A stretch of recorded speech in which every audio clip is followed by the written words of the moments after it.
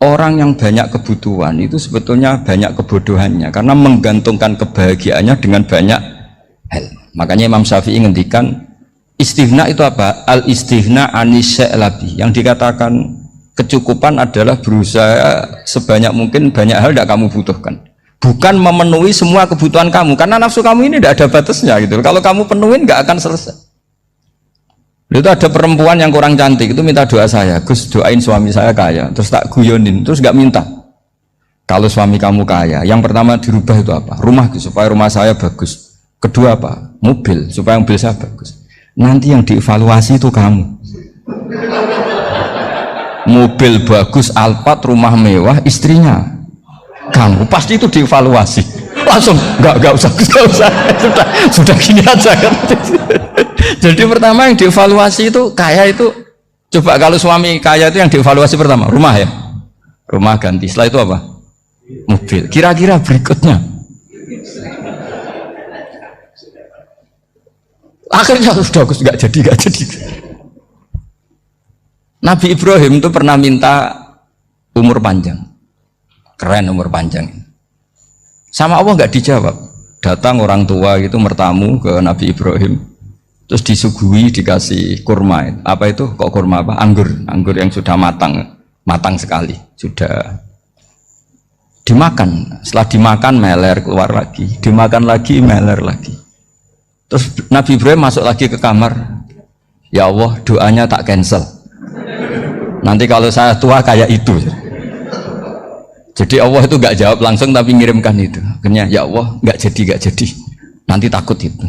Saya pernah ngalami jadi kiai tadi, ada ibu-ibu ya kurang ya nggak pati cantik lah.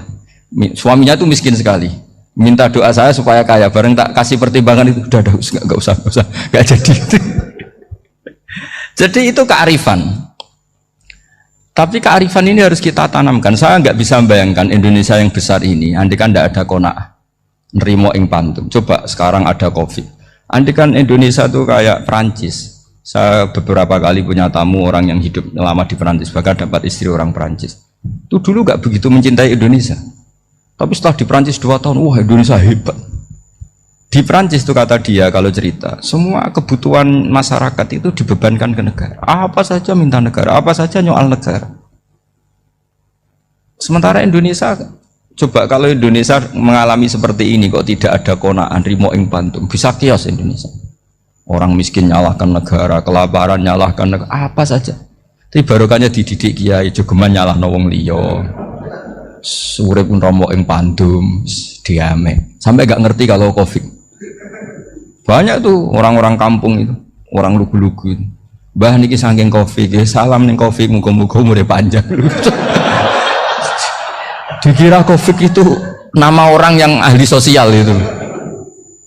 Mbak niki dana saking Covid. Matur nuwun sampai no salamku muga-muga umur panjang. Bingung kan yang nganterin ini. Ini gimana yang mau menjelaskan nih? Memang nggak paham. Ribet kan. Tapi saya pastikan bahwa dengan keadaan seperti ini kita bahagia, kita stabil, itu jelas barokahnya kalimat tadi, moto tadi atau pegangan hidup tadi. Makanya disebut al-ibarat qutun li'ailatil mustami'in, bahwa redaksi atau kata-kata atau pegangan atau filosofi hidup apalah namanya itu adalah penyemangat. Karena kata-kata ini memang luar biasa. Ketika sahabat perang demi kebenaran, zaman itu ya pasti benar karena yang dibela Nabi. Dulu itu kan enak zaman Nabi, yang dibela mesti benarnya, musuhnya mesti salahnya. Sehingga dulu itu memang harus tegas. Kalau sekarang mau tegas gimana? Yang kamu bela tidak mesti benar, musuhnya tidak mesti salah. Ribet kan kalau misalnya saya tukaran sama Pak Rektor, kamu mau bela mana kan bingung. Saya tidak mesti benar, saya tidak Nabi. Pak Rektor apalagi nggak mesti benar lagi kan? Ribet kan? Jadi kalau kita mau perang sekarang itu mau pede gimana? Enggak.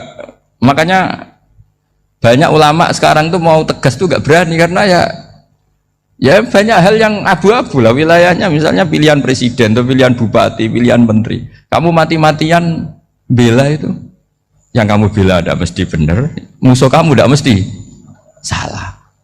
Misalnya pilihan bupati, Wah ini kabupaten ini baik kalau bupatinya ini, yang satu bilang ini, terus tim suksesnya kamu tanya, kamu yakin? Ya enggak juga. Lah kenapa semangat? Kan saya botohnya, paling alasannya ya itu aja, bukan yang lain. Beda dengan zaman Nabi, Nabinya mesti benar, Abu Jahalnya mesti salah, kan enak aturan mainnya jelas. Singkat cerita dalam perang itu banyak sahabat yang alami luka, ngalami apa gitu.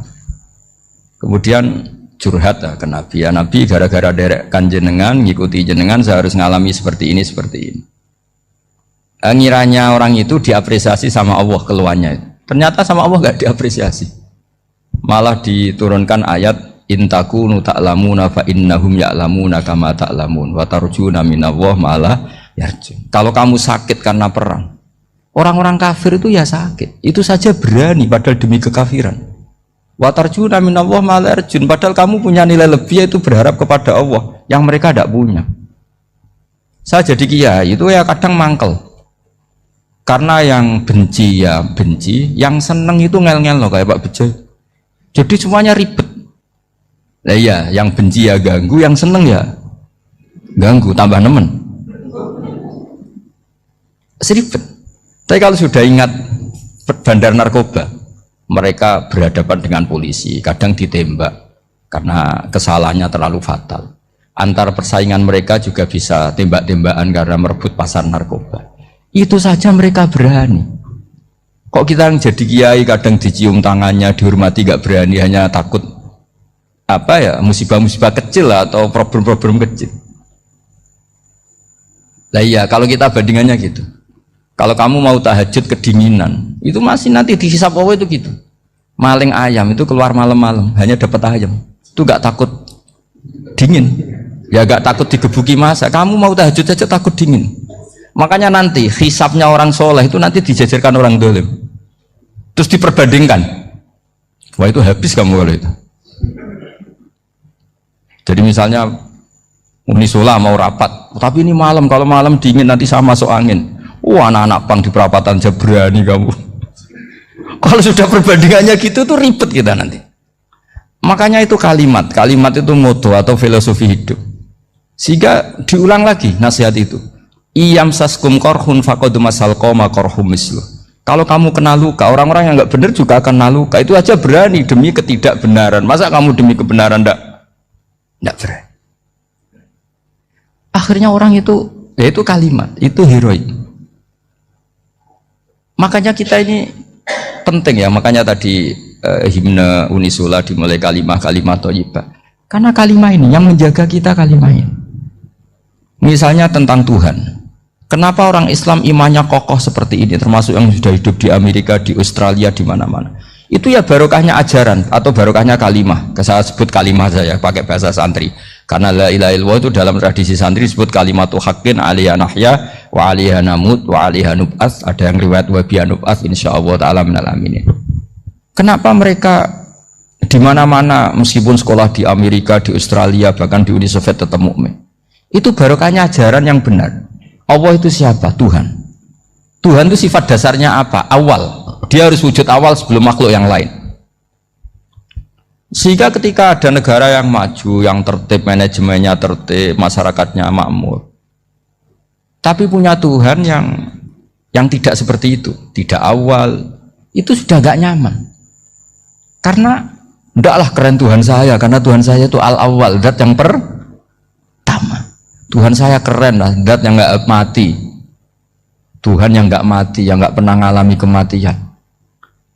Sehingga tontonan atau yang dilihat kenikmatan-kenikmatan yang lain ini tidak mengubah dia pendirian tentang Tuhan, karena mantapnya satu kalimat tadi bahwa Tuhan itu ya harus satu, harus awal, harus tidak mati, tidak rusak, tidak mengalami apa-apa yang membahayakan. Sehingga ketika ditawarin Tuhan yang lain, meskipun menjanjikan secara finansial atau kemakmuran, mereka gak tertarik. Itu coba, itu barokahnya makmur apa barokahnya ajaran? Barokahnya ajaran. Sering negara Islam itu kalah makmur dengan mereka, tapi barokahnya ajaran ini tetap apa? Tetap Islam. Makanya Nabi Ibrahim, Nabi yang sukses bikin wa ja'alaha kalimatam baqiyatan fi aqibi. Sehingga kita ini bekti sama orang tua misalnya, Itu ya karena ajaran. Suwargamu itu karek wong tuamu. Nak wong tuamu ridho, Allah ridho. Nak ora ridho, Allah ora ridho. Ridho wa fi ridhol walidain wa sakhatu wa sukhtu wa fi sakhatil. Sehingga ketika ada orang tua yang agak brengsek gitu, anak-anak tetap hormat. Punya orang tua yang miskin, yang sudah miskin, tukang tombok nomor, banyak kan di kampung gitu. Ya tetap hormat. Coba kalau dari awal kita ngajari orang tua kamu hormati ya, kalau baik, kalau tidak usah. Bisa geger Indonesia.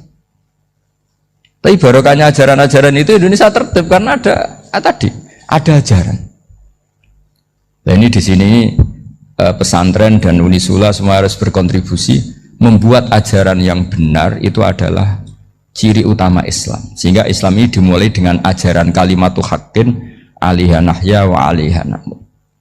Sehingga kita tenang seperti ini. Saya ini termasuk kiai yang tenang. Meskipun kata orang banyak saya ini kiai besar, tapi termasuk kiai yang paling tenang. Termasuk yang paling tenang. Karena saya ini pakai mazhab orang-orang hebat. Saya berkali-kali cerita, orang kayak Imam Syafi'i itu orang yang luar biasa. Saya berkali-kali cerita, orang yang tadi nyium tangan kamu ya Imam Syafi'i, di belakang tuh ngerasani kamu, menghujat kamu. Jawabannya enak saja. Berarti saya alhamdulillah orang yang wibawa. Buktinya di depan saya nggak berani. Jadi enteng saja. Diceritain sebagian kampung, sebagian separuh dari warga kamu itu nggak suka kamu. Ya bagus lah, nggak suka saya, nggak akan utang duit saya. Di mana-mana orang utang tuh karena teman dekat. Kalau nggak seneng pasti minimal nggak utang, nggak pinjam mobil, nggak pinjam apa. Berkah mana yang seneng sama yang gede? Jadi dianggap enteng saja. Semua yang dialamin dianggap enteng saja. Misalnya punya istri pemarah, ya baguslah marahin suami. Kalau marahin tonggo malah ribet. Jadi kamu harus terima kasih kalau dimarahin istri. Baguslah marahin saya mah, kalau marahin tonggo ribet. Jadi enteng saja. Tapi kita sekarang tuh karena nafsu ya, sehingga menghadapi hidup ini ribet. Ulama dulu kalau mau mati itu senengnya bukan main. Sudah lama saya ini ingin gak maksiat. Kayaknya gak maksiat paling efektif itu mati. Ya tidak apa-apa Gusti, kalau sebaiknya mati ya mati aja. Enteng saja. Jadi melihat kematian itu akhir dari segala keburukan atau potensi keburukan. Apapun baik kita sekarang, suatu saat mungkin kita nggak baik. Yang bisa menghentikan ketidakbaikan atau potensi ketidakbaikan itu apa coba? Mati kan? Berarti mati itu mengerikan apa menyenangkan? Mesti kamu tidak berani menjawab. Meskipun secara ilmu kamu berani, tapi secara rasa nggak berani kan? Saya ulang lagi ya, yang bisa menghentikan keburukan atau potensi keburukan itu apa coba? Apa? Kematian. Berarti kematian itu menyenangkan atau menyusahkan? Apapun kamu tidak berani jawab karena kamu agak-agak duniawi itu kelihatannya. Tapi secara ilmu, kamu tahu kan kalau mati itu tidak buruk-buruk banget. Karena apa? Itu akhir dari segala keburukan. Sehingga Nabi ngajarkan kalimat itu begitu luar biasa. Allahumma ahyini maka natil hayatu khairan li wa tawaffani maka natil wafatu khairan li. Nabi melihat dunia itu begitu indah. Ya Allah, kalau saya ini hidup, anggap saja hidup ini ziyadatan li fi kulli khairin, menjadi modal saya menambah segala kebaikan. Jika suatu saat saya mati, anggap mawon rohatan li min kulli syarrin, itu akhir dari segala keburukan saya, sehingga mati hidup ya baik karena di situ kita bisa berkontribusi beramal soleh. Mati juga baik karena mengakhiri segala keburukan. Nabi nate ngendikan lagi, ajaban li amril mu'mini inna amrohu kullahu khair. Orang mukmin itu mengagumkan, semuanya baik. In asobathu na'ma syakara fakana khairan lah. Kalau baru dapat nikmat dia syukur, maka itu baik. Wa in asobatu dharra sabara, kalau dapat masalah mereka sabar, itu juga baik. Sehingga orang mukmin dua sisinya pasti baik. Itu juga kalimat, maksudnya moto atau pegangan hidup. Nah berikut ini saya beri contoh, ini kenangan saya, ini contoh terakhir. Masalah jadi orang terkenal maupun tidak. Di sini dicontohkan Imam Ghazali di halaman 367 di kitab saya 367. Juznya 3 di kitab Ihya Ulumuddin. Di sini beliau cerita betapa untuk menjaga ikhlas sebaiknya orang itu tidak terkenal, tidak syuhrah, tidak terkenal. Oke, itu kita sepakat ya, karena kalau terkenal mungkin orang dipaksa publik, dengan tanda kutip untuk selalu berbuat baik, tapi karena jaim lah, jaga imet atau apa.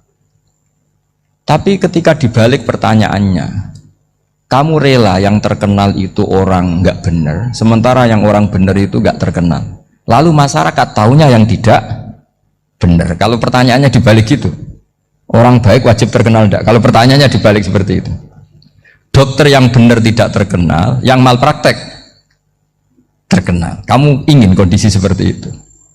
Ya ingin kan? Kampus yang bagus nggak terkenal, kampus yang bagus nggak terkenal, yang nggak bagus. Nah, artinya apa? Gara-gara olah kata, olah pikiran, ini logika jadi rubah. Lagi-lagi apa? Jawaban itu ada di kata-kata sebetulnya. Makanya bab-bab seperti ini tidak usahlah kita berdebat, berpolemik. Sebaiknya orang itu humul, menutup diri, apa sebaiknya orang terkenal, itu nggak perlu seperti itu. Sudah terserah Tuhan saja. Makanya saya mulai dulu ngaji sampai sekarang itu ya tidak punya punya ikon tertentu atau punya website tertentu, enggak. Sudah terserah pangeran. Sudah. Saya juga tidak sok suci materialistik atau enggak, ya tidak mikir saya. Bukan apa-apa ya, karena saya ini kiai, jadi biasa urusannya sama Allah, tidak sama makhluk. Jadi pusing kalau sama sarah-sarahnya makhluk itu pusing. Meskipun rektor kalau nasihati saya pasti tidak saya terima, itu tetap makhluk, itu sudah ada ngefek kalau saya itu sudah ada itu. Bukan karena saya sombong, ya memang makhluk betul gitu, bukan.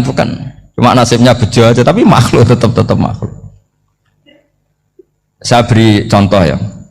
Ini makalah yang ditulis Imam Ghazali.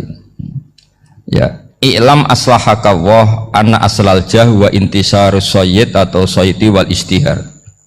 Bahwa mazmum itu. Balil mahmudu al-khumulu illa man saharahu wa ta'ala linasri dini min ghairi takallufi talabi syuhrati minhu. Jadi kalau kamu ingin ibadah kamu selamat, ya kamu jangan terkenal. Tapi resikonya adalah kalau kebaikan itu tidak terkenal, maka agak dikenali. Kalau agak dikenali berarti masyarakat hanya punya percontohan yang tidak baik, karena yang baik tidak terkenal. Jadi itulah ulama-ulama dulu. Jadi apa-apa itu dibanding-bandingkan. Kemudian nanti kelihatan, jawabannya itu kelihatan.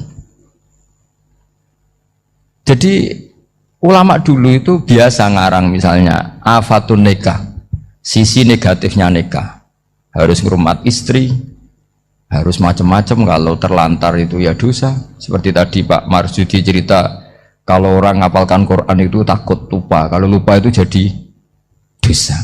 Pertanyaannya, kalau semua orang takut lupa, takut dosa, semua orang nggak hafal Quran karena potongan-potongan lupa. Cara berpikir tidak seperti itu. Kalau berpikir ya namanya hafalan, ya inginnya hafal, kan nggak ingin lupa.